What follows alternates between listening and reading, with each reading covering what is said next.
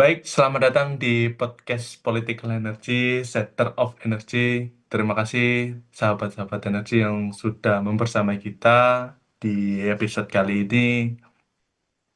Kita akan membahas dengan narasumber yang mungkin ya cukup melalang buana di dunia energi dengan kita akan membawakan tema terkait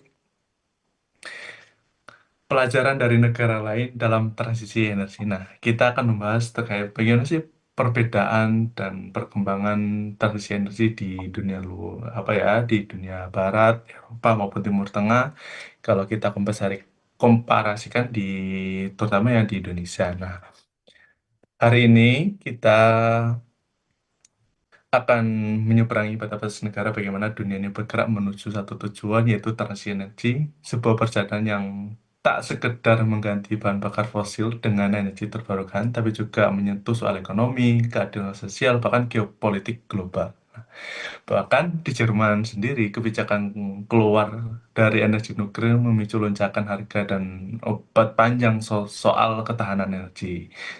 Begitu pun juga di Norwegia, negara yang kaya minyak justru memimpin investasi energi bersih dengan hasil yang nyata.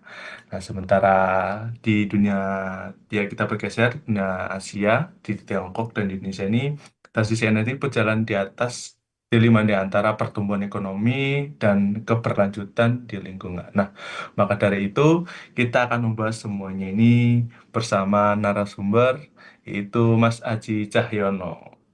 Halo, selamat datang Mas Aji Cahyono. Halo Mas, selamat malam, salam sejahtera dan salam sehat, sehat selalu, kagem panjenengan. Gimana nih Mas kabarnya? Baikkah? Atau lagi apa ini kesibukannya Mas tentang per hari ini? Alhamdulillah baik Mas, puji Tuhan selalu memberkati. Alhamdulillah, aktivitas saya ya tetap menjadi seorang ini Mas. Ya kalau bisa dikatakan pemikir sih nggak juga sih Mas. Cuma ya kita proses untuk ya idealnya menjadi apa ya, berusaha untuk menjadi produsen ilmu pengetahuan gitu Mas. Ah, oke. Oleh beberapa media. Untuk sementara ya media kayak ini Mas, kayak semacam kolumnis gitu Mas. Ibarat kayak opini kolumnis di beberapa media. Ya tebar jala lah. Ada yang di Detik, ada yang di Kompas. Kompas cuma satu kali yang Kompas ID itu. Terus di kemarin baru terakhir ini saya terbit Mas di Kaltim Pos Mas. Kaltim Pos Ah, 1 November 2025. Itu awalnya saya itu iseng Mas. Sebenarnya apakah bisa sih suatu provinsi itu bisa menangkap apa ya isu-isu geopolitik? Nah, saya coba riset lah Mas. Ya literatur akademik lah maksudnya. Beberapa apa terus case-nya kasusnya seperti apa kondisinya seperti apa kondisi geografis di Kalimantan Timur ini seperti apa lah. Kebetulan judulnya itu kan juga judulnya itu kan Kalimantan Timur sebagai epicentrum geopolitik Indonesia, Mas. Jadi aku berusaha untuk apa ya? Tidak serta-merta pembangunan atau geopolitik kan selalu tersentral di Jawa, Mas. Makanya saya coba memunculkan isu Kalimantan Timur sebagai epicentrum geopolitik Indonesia kan dalam artian kan agar keberimbangan dan keseimbangan apa namanya dalam pembangunan Nusantara baik itu dari Sabang sampai Merauke itu dapat dapat realisasikan gitu Mas itu kan kalau semuanya apa dibebankan ke Jawa kan sangat apa ya Mas sangat disayangkan sebenarnya kan juga banyak sih tapi dengan adanya transmigrasi itu jangan sampai melupakan lokalitas lah Mas atau lokalitas dalam artinya budaya-budaya yang sudah membumi di dalam suatu wilayah tersebut.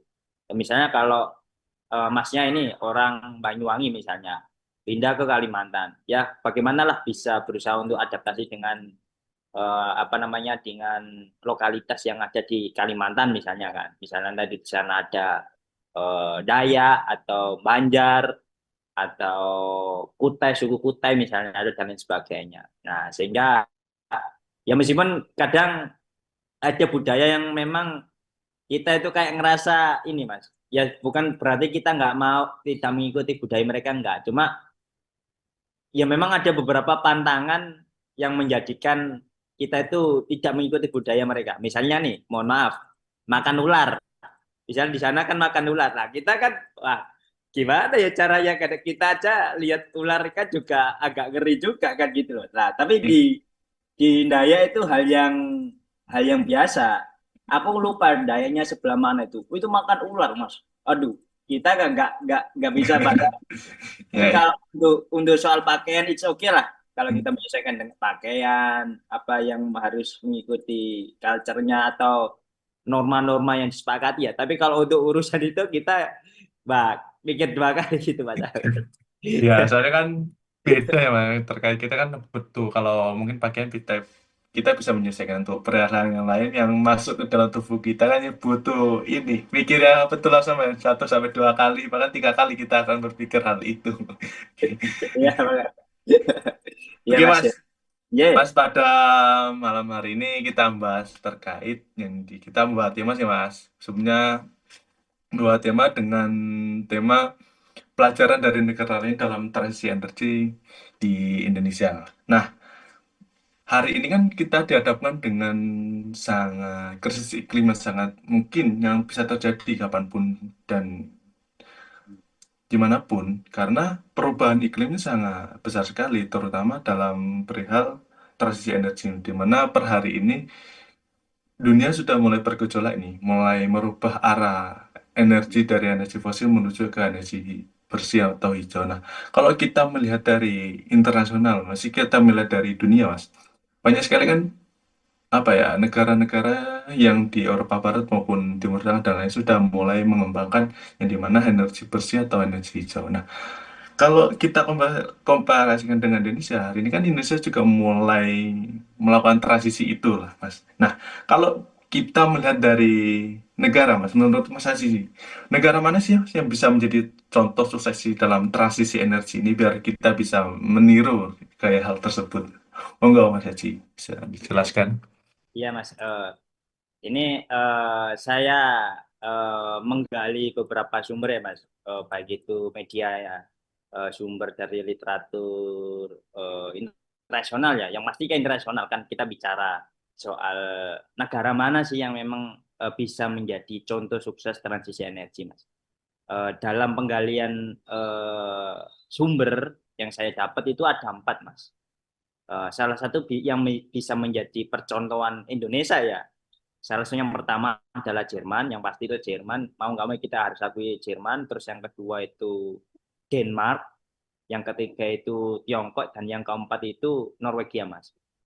Mungkin kenapa alasannya saya menggunakan 4 negara ini sebagai contoh ya, Mas ya. Eh, Misalnya nih kita bicara Jerman ya. Jerman ini kan juga ya oke lah kita lihat kenapa masyarakat Indonesia itu berbondong-bondong untuk studi ke Eropa. Terutama di Jerman kan juga banyak banget Mas diaspora Indonesia ke Jerman. Ya karena di sisi lain juga iklim akademiknya juga bagus, di sana juga memang kualitas udaranya juga bagus, maksudnya tingkat polusinya itu rendah, Mas. Nah, karena di Jerman sendiri itu kurang lebih pada tahun 2000-an, Mas, itu sudah menjalankan namanya kebijakan Emergiewen atau transisi energi nasional pada tahun 2000-an, Mas. Kisaran 2000-an. Kita aja di Indonesia tahun berapa ya, Mas, sudah menggemakan isu transisi energi. Akhir-akhir ini aja kan nggak jauh sebelum, bahkan Jerman sudah kurang lebih kisaran tahun 2000-an yang sudah menggemakan transisi energi nasional untuk menggantikan bahan bakar fosil seperti batu bara atau nuklir dengan energi terbarukan. Dan bahkan di Jerman sendiri pada tahun 2023 lebih dari 50% listrik Jerman itu lebih Mas, 2023 ya Mas. Lebih dari 50% listrik Jerman itu sudah menggunakan energi terbarukan Mas. Terutama menggunakan energi angin dan surya.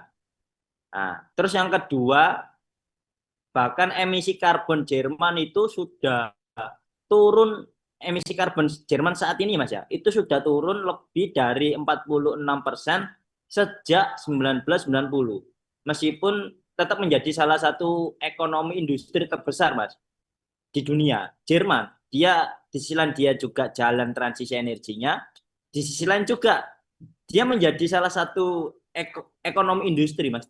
Maksudnya kayak apa ya, BMW Mas ya. BMW kan juga salah satu apa namanya mobil buatan Jerman misalnya kan gitu kan.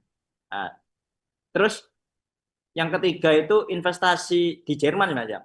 Investasi publik dan swasta besar itu difokuskan ke teknologi hijau Mas. Salah satunya adalah kendaraan listrik dan penyimpanan energi. Itu Jerman. Ada 3 poin tadi yang saya sampaikan di Jerman sendiri. Terus yang kedua itu Denmark Mas. Nah, Denmark ini sudah bertransformasi dari negara pengimpor energi menjadi eksportir teknologi energi angin. Jadi ibaratnya gini, dulu Denmark kan lebih menekankan impor energi, sekarang dirubah konsepnya menjadi eksportir teknologi energi angin. Ada 2 poin Mas, yang bisa menjadi percontohan apa Denmark bisa menjadi percontohan di Indonesia ya. Eh, yang pertama kisaran 80% sekitar di Denmark ya, sekitar 80% pembangkit listrik Denmark itu sudah berbasis energi terbarukan dengan target net zero itu kurang lebih tahun 2040. Nah, terus yang kedua eh, pemerintah dan sektor swasta ini bersinergi melalui skema subsidi inovasi, Mas. Harga karbon dan juga partisipasi publik, Mas. Ah, tapi kalau kita coba tarik ke Indonesia ya, Mas ya. Lah, semua apapun penyediaan BBM kan dari Pertamina, Mas. Nah, sedangkan swasta ini kan harus beli ke Pertamina. Ah, maksudnya ini kan juga kita nggak ngerti apakah kualitas BBM yang di apa sediakan oleh Pertamina itu bisa menjamin kualitasnya sebagaimana yang diharapkan oleh swasta kan. Nah, ibaratnya kan swasta harus beli ke Pertamina itu sampai stoknya itu kan apa namanya kemarin itu stok BBM di swasta itu kan juga nggak ada Mas lah. Padahal ya kemarin ya ada tragedi yang tidak mengenakan lah khususnya di Jawa Timur soal bahan bakar kan itu kan. Kayak semacam ada persaingan tidak sehat antara pemerintah dan juga swasta Mas. Kayak sih dugaan saya sih. Nah, itu mungkin 2 Mas tadi yang Denmark kisaran 80% pembangkit listrik sudah energi terbarukan dengan target net zero 2040. Terus yang kedua, pemerintah dan sektor swasta itu sudah berkolaborasi, bersinergi melalui skema subsidi inovasi, harga karbon dan juga partisipasi publik. Nah, terus yang ketiga, Mas. Nah, yang ketiga adalah Tiongkok. Itu bisa jadi percontohan Indonesia.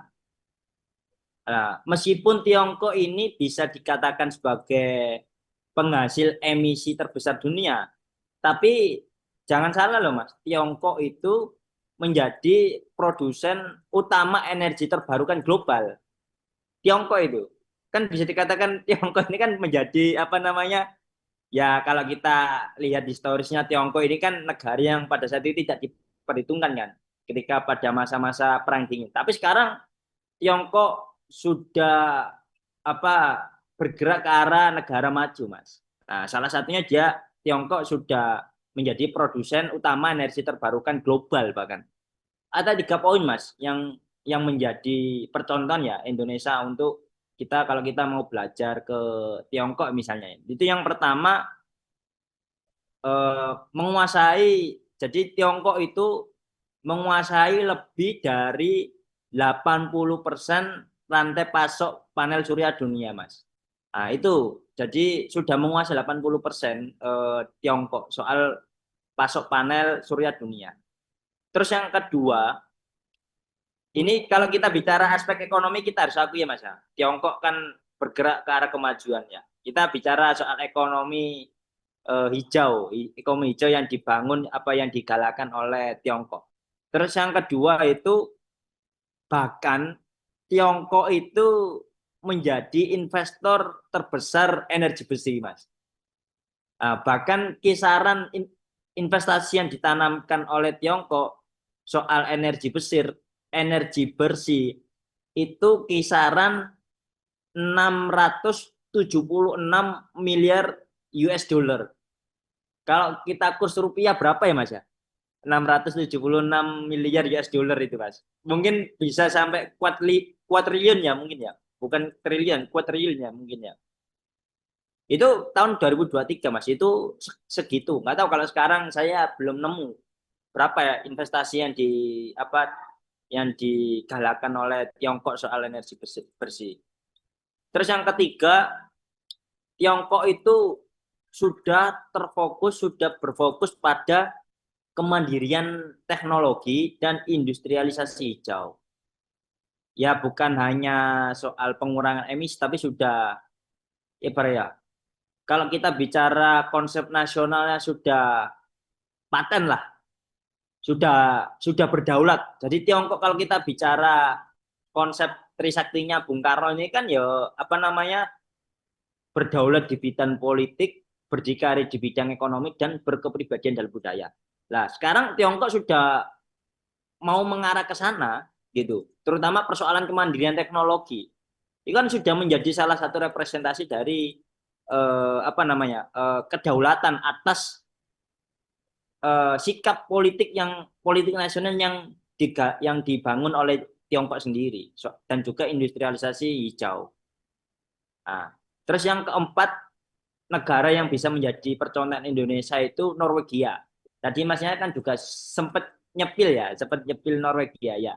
Nah, kita harus akui kita Indonesia bisa jadi juga bisa merujuk ke apa namanya negara Norwegia karena eh, alasan Indonesia harus merujuk ke soal transisi energi ke Norwegia karena Norwegia saat ini menjadi negara berbasis sumber daya yang berhasil transisi. Nah, jadi Norwegia ini kita bicara soal aspek ekonomi, Mas. Soal aspek ekonomi nasional, bahwasanya Norwegia itu menjadi negara berbasis sumber daya alam yang berhasil transisi energi tanpa kehilangan pendapatan nasional. Nah, misalnya nih, mohon maaf ya Mas ya, saat ini Indonesia kan soal pendapatan ekonomi kan mengandalkan eh, energi fosil atau energi ini ya apa ya, misalnya kayak batu bara gitu ya Mas ya, nikel.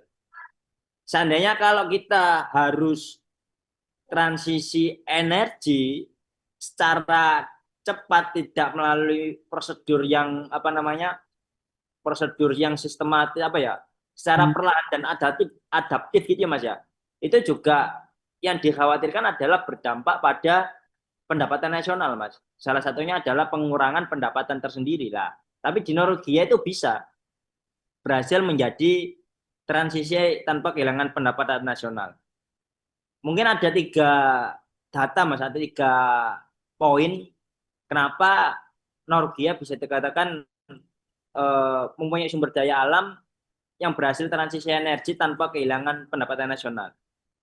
Yang pertama, eh, di Norwegia sendiri itu berkisar 98% listriknya itu berasal dari hidroelektrik, Mas. Nah, 98% listriknya itu berasal dari hidroelektrik ya. Terus yang kedua, bahkan negara terutama di Norwegia itu mengelola dana migas lewat sovereign itu kurang lebih kisaran sovereign wealth fund berkisar 1,6 triliun US dollar dan uang 1,6 triliun US dollar itu digunakan untuk membiayai ekonomi hijau. uang sebesar itu, Mas, hanya difokus untuk membiayai membangun ekonomi hijau. Terus yang ketiga itu eh, kisaran 80%. Ini pada tahun 2024 ya, Mas. Saya nggali data itu di Norwegia pada tahun 2024 eh, 80% kendaraan baru di Norwegia itu sudah menggunakan mobil listrik, Mas. Dan misalnya total mobil kendaraan baru yang ada di Norwegia, tapi di Norwegia sudah 80% menggunakan mobil listrik. Sebagaimana eh, yang sumber yang disampaikan oleh Norwegian Road Federation pada tahun 2024. Jadi itu, Mas, kira ada 4 yang menjadi perhatian yang menjadi Hmm. perhatian bersama ya.